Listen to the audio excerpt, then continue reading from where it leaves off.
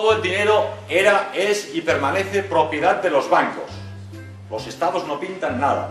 Es decir, en Estados Unidos la Reserva Federal y en Europa el Banco Central Europeo son compañías privadas de emisión de dinero que han conseguido mediante un golpe de estado interno.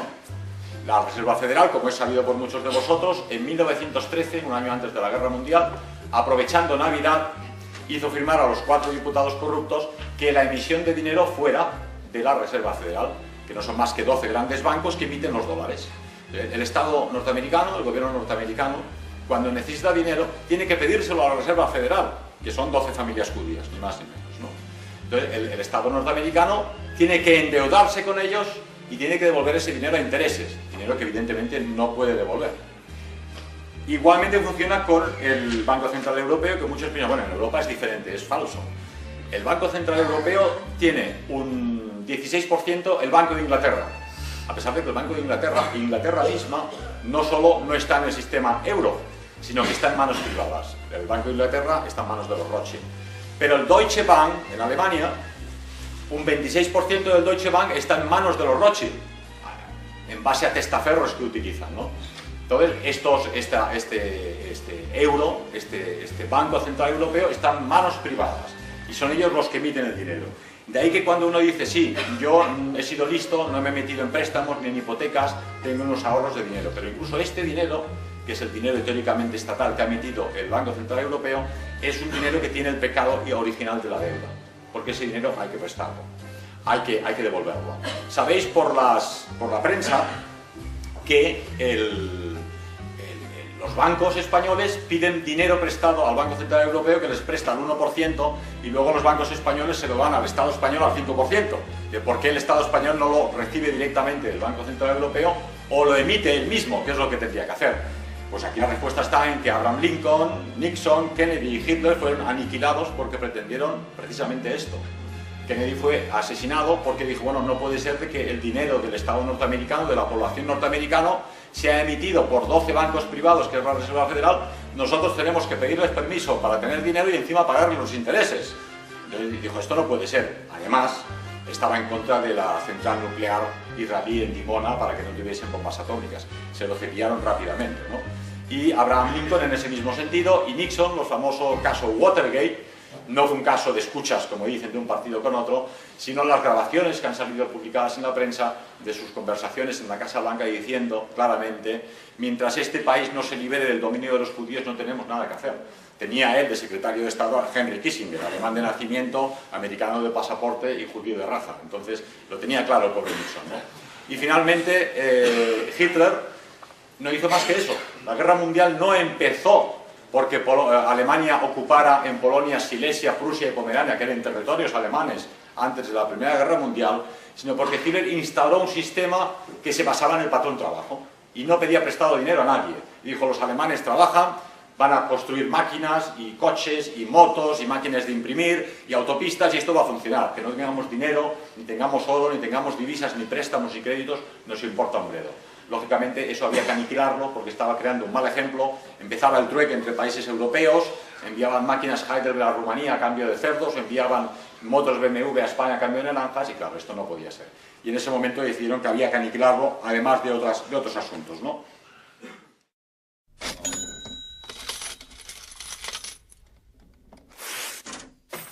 En todo crimen hay que aplicar siempre el Sherlock Holmes básico. Si uno se pone a investigar y quiere llegar al culpable, ¿qué decía Sherlock Holmes? Seguir la huella del dinero. Follow the money. Follow the money. Bien. El 4 de junio de 1963, Kennedy firmó un documento conocido como Executive Order. Un decreto presidencial. Los Executive Orders son decretos órdenes ejecutivas. Órdenes ejecutivas. La número 11.110. Sí, señor.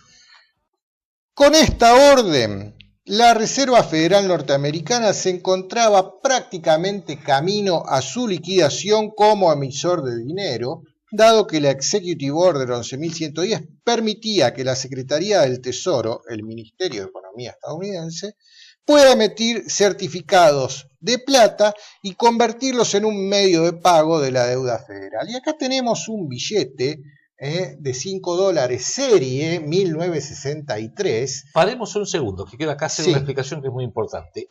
Son billetes de los cuales se emitieron en el año 1963. Solo en el 63. 4.300 millones de dólares de la época, que hoy sería una cifra aproximadamente entre 15 y 20 veces mayor, porque bueno, acá ha habido inflación. Sería un quantitative easing de los que el Q1... Exactamente, sería equivalente al que hizo Obama, para ser preciso. Pero entendamos lo siguiente, en Estados Unidos, cuando el gobierno necesita, por ejemplo, que la Casa de Moneda le emita $1 millón, en vez de hacerlo en forma gratuita, que era la lógica de John Kennedy, ¿qué es lo que hace el gobierno entonces? Salvo ese pequeño plazo que lo paró Kennedy, ¿y qué es lo que viene haciendo hasta el día de hoy, hasta hoy incluido? El gobierno le da un bono a la Reserva Federal por $1 millón más interés, y la Reserva Federal le da $1 millón en billetes. O sea, Estados Unidos paga a la Reserva Federal, un banco privado, intereses enormes para que le emita su propia moneda. Y Kennedy dijo lo que decimos nosotros en el segundo pilar del proyecto Segunda República. Moneda soberana es cuando el gobierno necesita $1 millón, le dice a la Casa de Moneda, imprímalo, me lo da y lo entro en circulación, no tengo por qué pagar intereses. Pero evidentemente está armado este sistema de los megabanqueros usureros de forma tal que a través de la propiedad y el control del Banco de la Reserva Federal, y me refiero a bancos con nombre y apellido, JP Morgan Chase, Warburg, Rothschild, Citicorp, el HSBC británico, del cual hemos hablado en otros programas como el Banco de los Narcotraficantes, este conjunto de megabancos usureros son los dueños de la Reserva Federal y son los que reciben esos intereses del gobierno norteamericano, que sale del trabajo del pueblo norteamericano y de todos los pueblos del mundo en definitiva, para que cuando recibe esos billetes que cuesta solamente lo que cuesta imprimirlos en el papel, le pagan lo que son billones y billones de dólares en intereses. John Kennedy quiso cortar con eso, ya empezó a circular estos billetes que estamos viendo, que fíjese que en ninguna parte dice Banco de la Reserva Federal, dice Tesoro de los Estados Unidos. Vos mirá la diferencia entre un billete de los que circulan hasta hace muy poco, porque ahora los cambiaron en el formato, sí, pero la parte de arriba en todos los dólares dice Federal Reserve Note. Exactamente. En estos dice United States Note. O sea, es moneda soberana en contrapartida con la plata un billete trucha de la Reserva Federal, que es un banco privado. Pero otro detalle que lo diferencia, por si alguno llega a el sello rojo. Estos tienen, donde dice Five, un sello rojo. Y los demás son verdes. Los demás son verdes. O sea, esta fue una razón más que suficiente para justificar que a este señor, que tuvo la audacia y la claridad mental de entender la función de la moneda soberana como se lo propone el proyecto Segunda República en el segundo pilar, léalo, entre en nuestro sitio, como consecuencia de esa medida tan favorable al pueblo trabajador norteamericano y favorable al mundo, terminó sus días con un asesinato con 3 balazos en las calles de Dallas. Bien, cuando terminan de asesinarlo, lo suben al cadáver al Air Force One desde Dallas para volver a Washington, y con Jackie Kennedy, con la sangre todavía de su marido en su vestidito de Chanel, es la testigo principal en la asunción del nuevo presidente, Lyndon B. Johnson. Que era vicepresidente, Lyndon que era el presidente. Apenas se baja del avión, Johnson, su primer acto de gobierno es la derogación de la Executive Order 11.100. Pero la primera medida, apenas bajado del avión, literalmente, como así es. Entonces, hay que investigar por qué lo mataron a Kennedy. El cuento de que no, los vínculos de su padre con Meyer Lansky como traficante de alcohol, que fue una venganza, no, que Fidel Castro lo mandó a matar, que fue una venganza, no, fue esto, sí. Follow the money, es la única razón por la que lo pudieron matar a Kennedy. Corolario, porque estamos en el 2013. Este 23 de diciembre del 2013 se cumplen exactamente 100 años, un siglo que se sancionó la ley de la Reserva Federal por los banqueros Rockefeller y los banqueros Rothschild, según un plan urdido por el banquero alemán Paul Warburg. Cumplidos esos 100 años, habría que rever la ley, a ver si se sigue con el charter, como dicen ellos, y se sigue permitiendo a estos banqueros seguir emitiendo la moneda norteamericana. Uno diría, qué gran debate que va a haber en Estados Unidos, ahora que el 23 de diciembre del 2013 se cumplen 100 años, a lo mejor pueden decidir no seguir con la Reserva Federal. ¿Sabes lo que hicieron? Renovaron, fíjate, ni salió en Adrián, los diarios. una Renovaron. foto. Mirá esta foto, en la cual aparece Obama, que seguramente esa foto se la habrán sacado en el momento que Obama se preguntaba, en el año 2013, si hay que renovar o no la existencia de la Reserva Federal después de 100 años. Pasando por el pasillo, miró la foto, el cuadro de Kennedy. Y ahí recordó lo que le pasa a un presidente en los Estados Unidos cuando se pone del lado opuesto de los banqueros. Y Obama dijo 100 años más. 100 años ahí más. mismo, ahí fue cuando pasó por ese cuadro 100 años y más. miró eso, ahí se dijo y se dio cuenta de que había que darle 100 ¿Sabe años por más. qué enfatizamos esto? Porque hay un poder que está muy por encima de la Casa Blanca, del Downing Street, Inglaterra. Hay un poder que está por encima de todos los gobiernos. Si pueden controlar las acciones del gobierno norteamericano, ¿se imaginan respecto de la Argentina? Pero así no manejan, con el dedito chiquito. Pero 100 años más de Reserva Federal, vamos a ver qué pasó 100 años antes de Reserva Federal. Y el otro presidente asesinado, porque en Estados Unidos, acá cuando no queremos un presidente, hacemos un golpe de Estado, lo derrocamos. Allá le pegamos un balazo en la cabeza. Allá son más civilizados, los matan y se acabó. ¿Qué pasó con Lincoln? La historia de Lincoln. Lincoln tuvo un pequeño problemita con los banqueros, que el dinero que circulaba en aquella época era básicamente dinero de los bancos. Los billetes decía el banco del First National City Bank, el banco First National Bank of Boston. No había un banco central. No había un banco central, o sea que circulaban billetes de todo tipo de denominación y de todo tipo de bancos.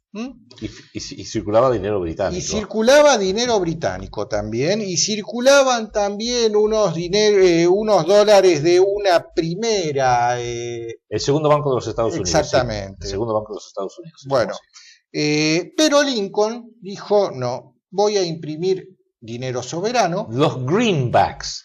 O sea, acá tenemos un imagen. O sea, el greenback era la parte reverso, era verde, y de ahí nace esta tradición que se mantiene hasta el día de hoy de que el reverso del dólar norteamericano es verde. Esto lo empezó Abraham Lincoln. Lincoln se vio en la encrucijada de cómo mantengo al gobierno, o lo que estaba en plena guerra ¿Cómo mantengo la guerra civil? Exactamente, estaba en plena guerra de secesión, se vio en la encrucijada de cómo mantengo el gobierno, emitió dinero, o lo mantengo pidiendo deuda a los bancos, a como Rothschild, siempre, a la casa Rothschild, que con mucho gusto se lo daban, o emitir dinero soberano, y se le ocurrió esta emisión de greenbacks, sí, señor, que el 25 de febrero de 1862, el Congreso aprobó la primer acta de la moneda de curso legal que autorizó la impresión de 150 millones de dólares en greenbacks. Que era mucha guita en esa época. Que se lo llamó greenbacks porque como lo único que había era tinta verde, los imprimieron verdes y por eso el dólar quedó verde. De ahí viene. ¿Qué pasa con Lincoln el 14 de abril de 1865? Y acá se ve la foto del cuadro. Lo Kennedyficaron. Oh, sí, o a Kennedy lo Lincolnizaron. Exactamente.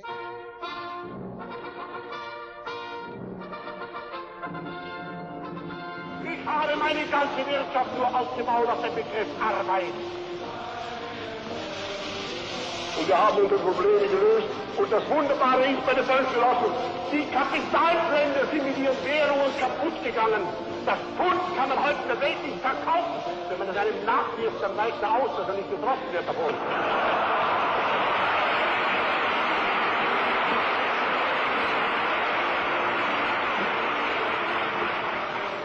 Und unsere Mark, hinter der gar kein Gold steht, die ist stabil geblieben. Warum? Ja, meine Volksgenossen, Gold steht kein dahinter, aber ihr steht dahinter, eure Arbeit steht dahinter.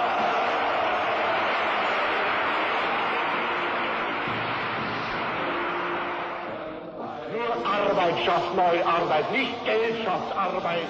Nur Arbeit schafft neue Arbeit. Arbeit schafft Werte, die Menschen belohnen, die selber wieder arbeiten wollen. Was der eine schafft, gibt dem anderen die Voraussetzung zu seinem Leben und damit zu seinem Schaffen. Und wenn wir die Arbeitskraft unseres Volkes mit dem Höchsten mobilisieren, dann wird auf den Einzelnen immer mehr und mehr auch an Lebensgütern treffen.